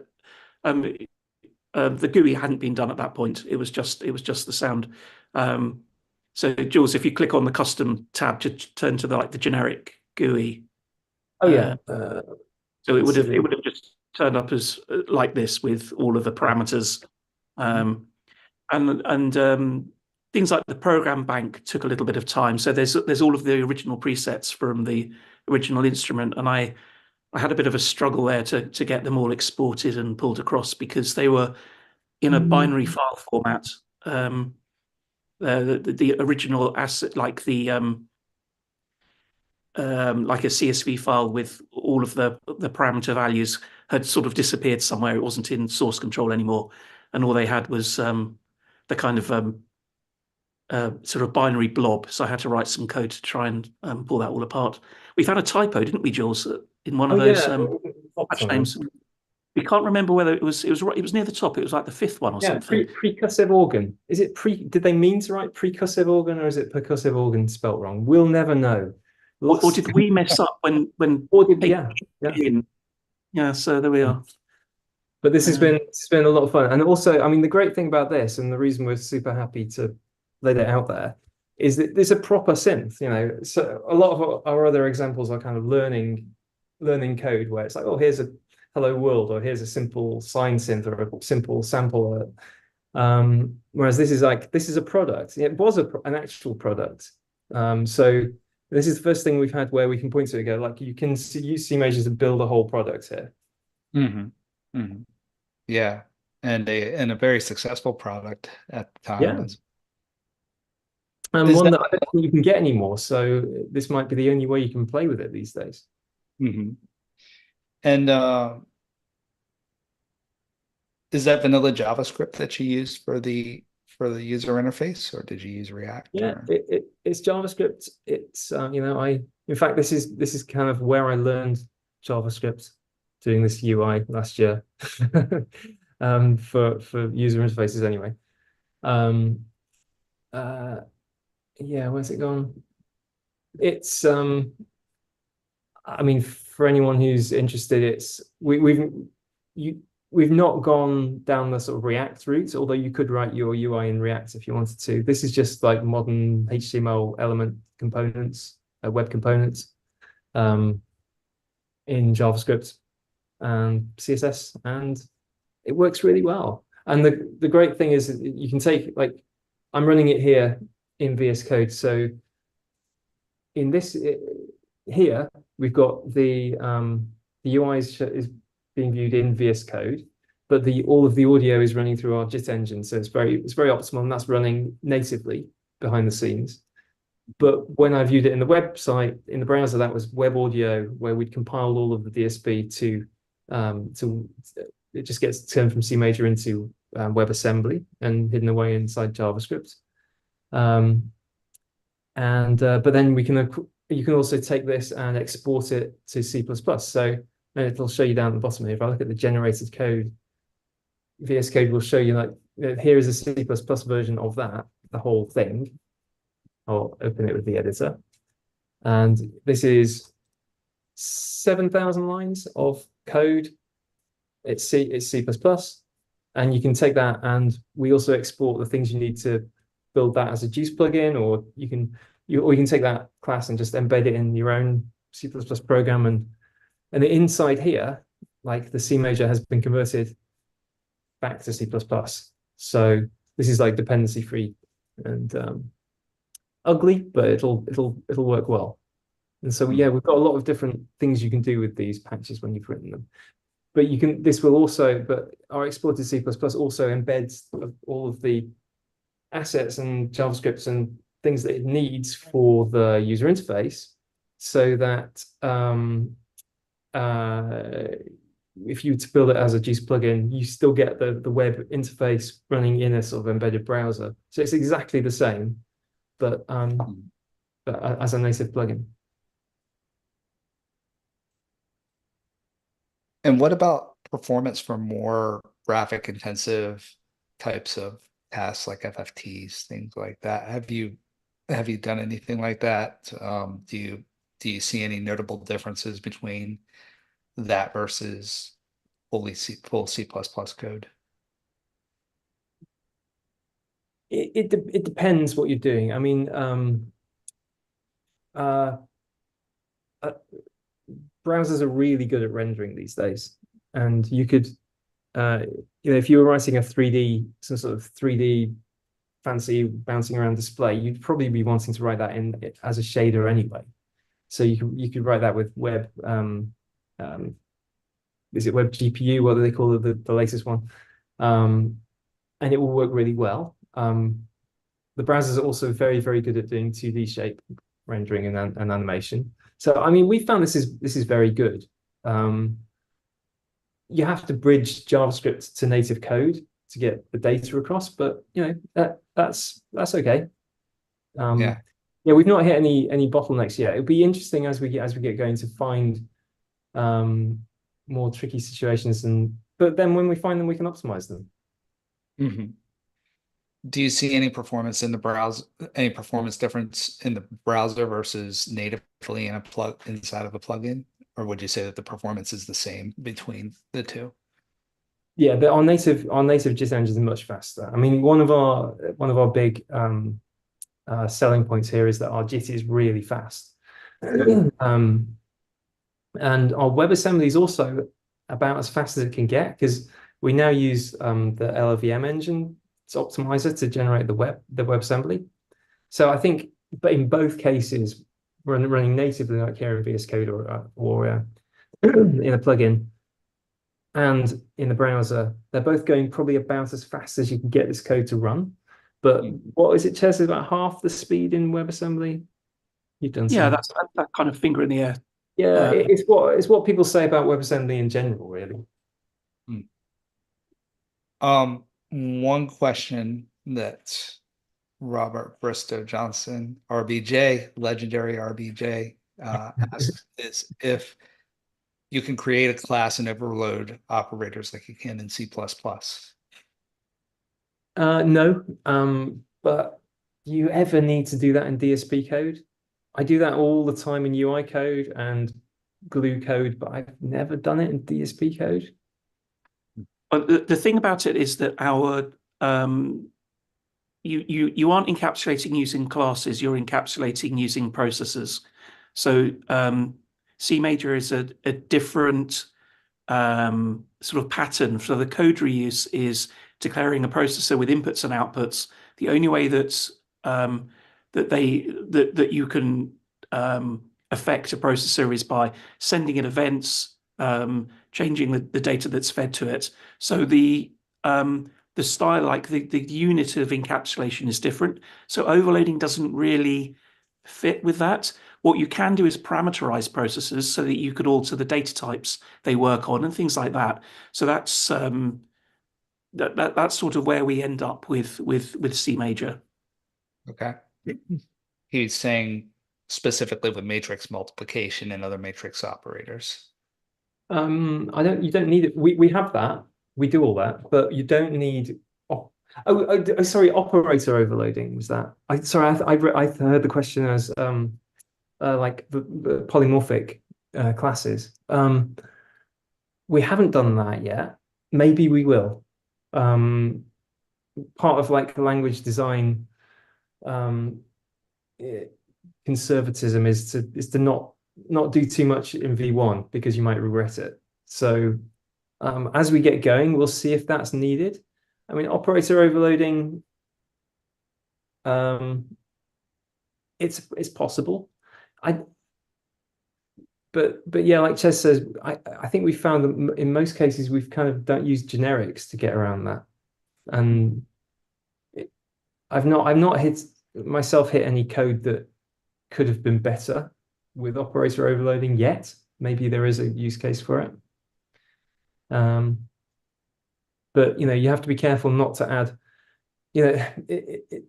there's a lot of opinionated people when it comes to talking about language and whether they should be bigger languages or simpler languages.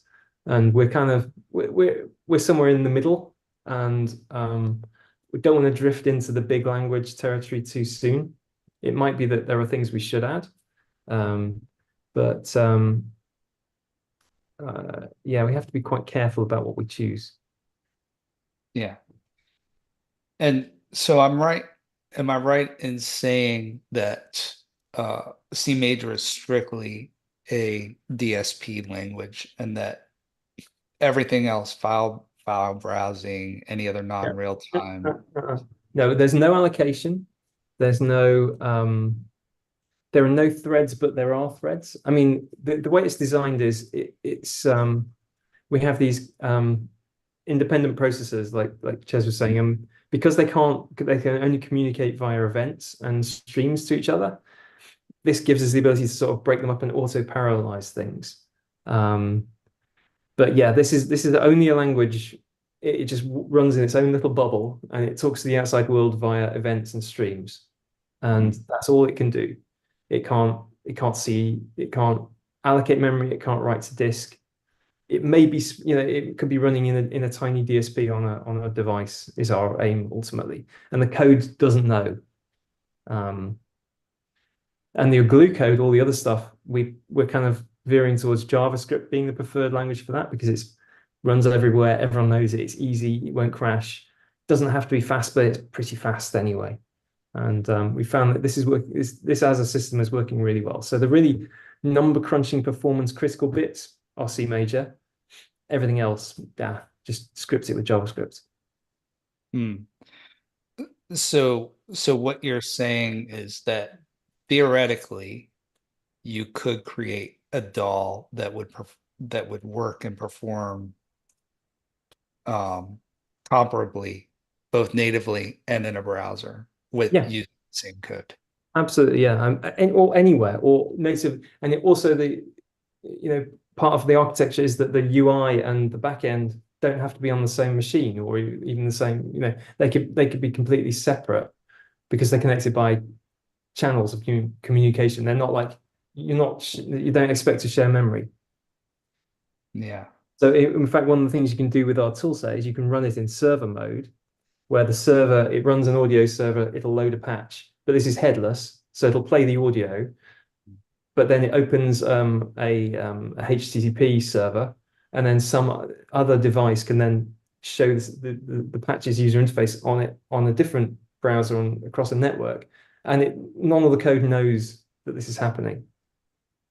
Yeah, that's awesome. What do you feel is what are your next major focuses for CMajor as a language? You take this one, Ches. Well, we've got a lot. I mean, because of the recent, like the release and stuff, we're currently working through the snag list of things that people are finding.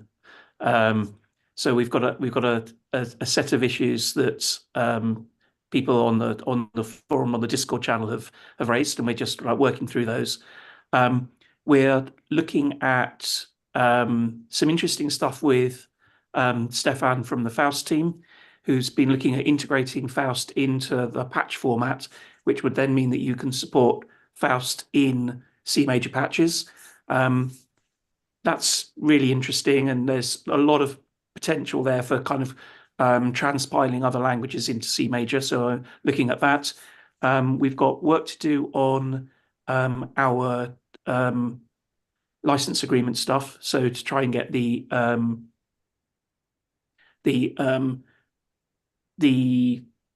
infrastructure in place so that we can start offering licenses for people that want to do closed source development. Now the language itself and which features we'll be adding next. I think really the way to look at it is whatever people need.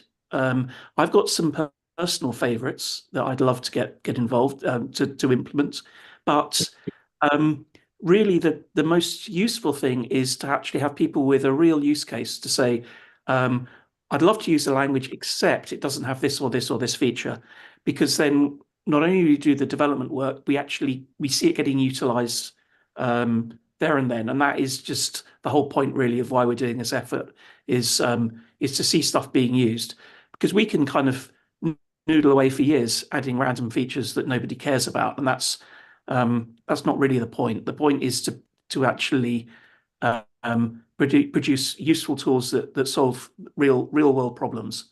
So if anyone has got some thoughts specifically on the areas of, I'd love to use this, but I need frequency domain streams or large sample playback, whatever it is, let us know, and we'll prioritize within that and take it from there. Nice. I'm just reading some of the comments there. Can I just correct something that someone's saying on there? Who's it said? Right now, there's only a host VST that allows you to play C major patches.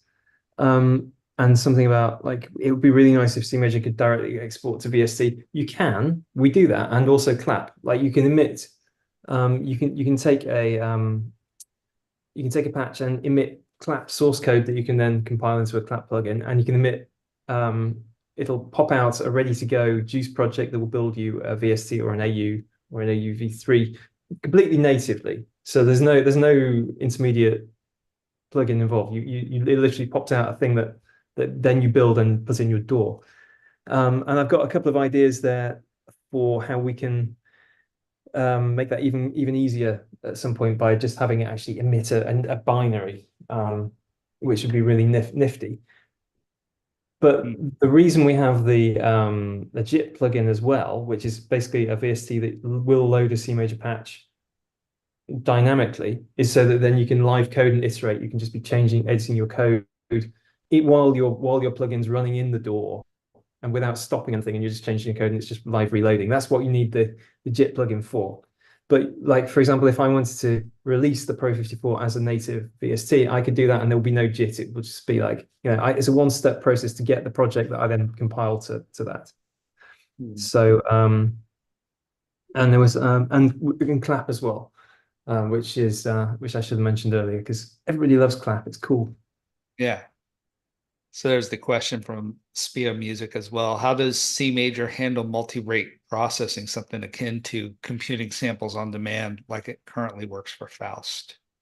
We have, if they mean over and under sampling, we've done that from day one. So you can have a CMajor graph with different parts of the graph, and you just mark them as being under or over sampled by a certain ratio, and it'll just generate code that does that. So you could have parts of your graph running at audio rate and other parts running at a kind of control rate, or you can oversample the whole thing just to get better quality. And it literally is a case of just add a times 2 or times 4 to the declaration. And Oli Larkin, hi Oli, asks about ML inference natively long term. Yeah. That's a big question people are asking about right now. There's a few ML questions on there. That's a good one. We never set out to do ML, but what we found when we were trying it out with some workloads at Native Instruments was that we're really good at ML. Like our JIT engine optimizes really well, and it's very good at optimizing the kind of workloads that that you get for audio machine learning workloads, which are small matrices running at audio rate. So we're not talking about doing chat GPT here. We're not doing with billions of parameters, but where you have a machine learning model with just maybe a few hundred or even 1,000 parameters, the kind of the matrix multiplications that are involved in actually running the inference for that vectorize really nicely. And we were outperforming all of the major like normal ML engines in our JITted code. So that's definitely something we've been leaning on more heavily. And if you look at if you get our repository, we have scripts in there that will take an Onyx patch or and convert it to, and it'll spit out some CMajor directly from that. So you can do your training, run our one script, you get a CMajor patch, and then you can just run that, and that's your machine learning algorithm in a patch running, which is pretty cool. And we're going to be making more of that, I think. Fantastic.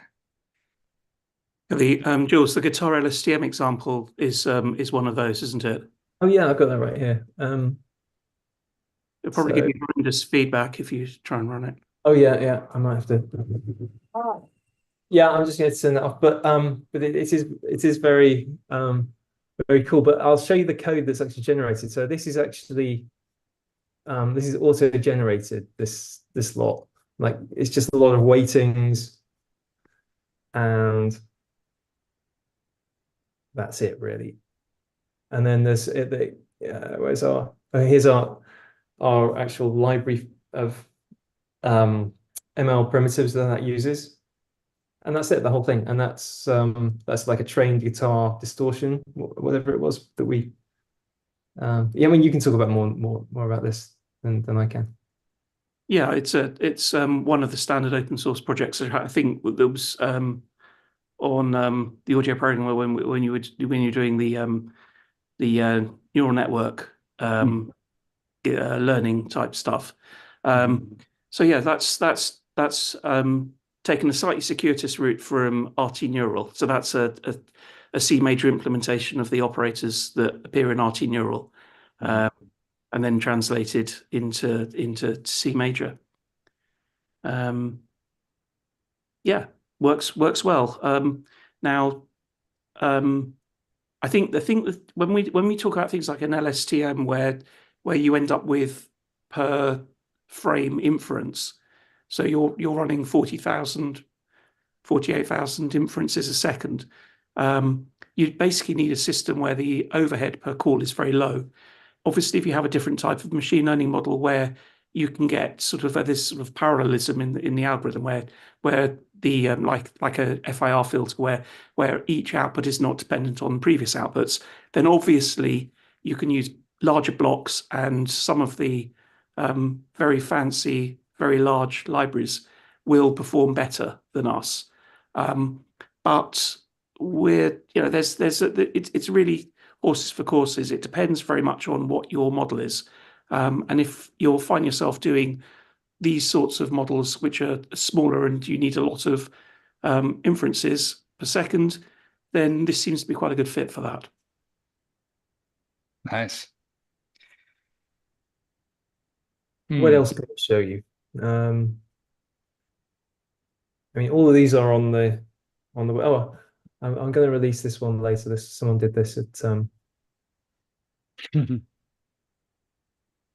that's NI. So good. But any more good questions on here we should talk about? Not that I'm seeing. What's the state of development on getting more embedded IntelliSense for CMajor on VS Code, as well as having function names appear on this sticky scroll? Sticky scroll is that thing where it kind of does I can't point to it, but it sticks it up. We'd have to write a language server for that. which is on the to-do list, but that's quite a lot of work. So right now, yeah, one of the nice things about open source is someone else could do that for us now. If maybe whoever posted that question, if you're feeling bored and you really want sticky scroll, you can have a shot at that because you've got everything we have. Another question is there any control over threading in CMajor, for example, implementing NUPC where some longer running processing might be happening on another thread?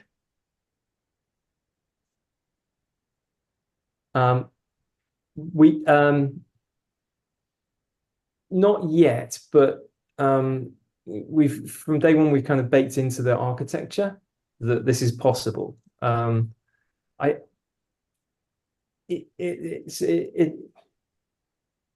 It'll depend, but certainly, given that we're going to know which when we're compiling DSP code, and we've got a DSP code and we've got our other random code that we're running, JavaScript or whatever. It's very clear to us like which bits of code need the high priority workload. So if you did have a non-uniform processor and one of those cores was better for the audio, we know exactly what's put on that core. So we can make those decisions. We can make them based on like looking at the shape of the graph that you're trying to run. This is all to do, actually multi-threading this stuff. It's an interesting project. Looking forward to that one, but we've not had a chance to start that yet. Love it. Is there anything else we should go through? Talked about future plans, examples. If anyone has any good examples and they want to add it to, now we've got our little example section on the website. If anyone has any good ones, then let us know. Anything cool, especially things with user interfaces. That would be nice to have some more of those on there. But yeah, have a go. And we'll be doing some more tutorials and initiatives around CMajor as well here on the channel. Those have been very popular. Another question is ETA for license costs. Yeah, we're thinking about it. We're figuring that out. We'll do it quite soon. But if if you're a big company, then come and talk to us anyway. Because apart from indie seats, which we will put a price on for any bigger companies, it's kind of come and talk to us and we'll work out some sort of support, pro commercial license deal for you.